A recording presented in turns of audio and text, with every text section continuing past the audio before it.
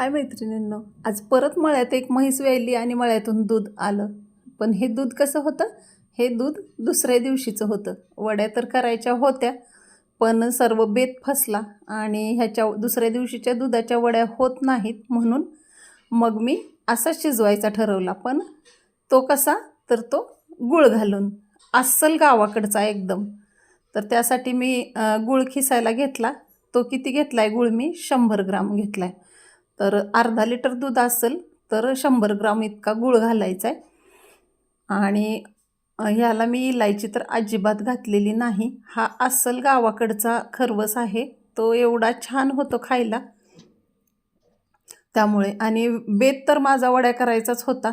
पाणी पण ठेवलेलं मी गरम करायला, पण होणार नाहीत असं कळल्यामुळं मी गुळाचा खरवस करायचा शिजवलेला. मग मी ते दूध ॲल्युमिनियमच्या पातेल्यात ट्रान्सफर केलं आणि 5च मिनिटं शिजवला. एवढा छान गुळाचा कलर आला आहे, सर्व घरभर खरवसाचा वास सुटलेला आहे आणि हा खायलासुद्धा तितकाच टेस्टी लागतो.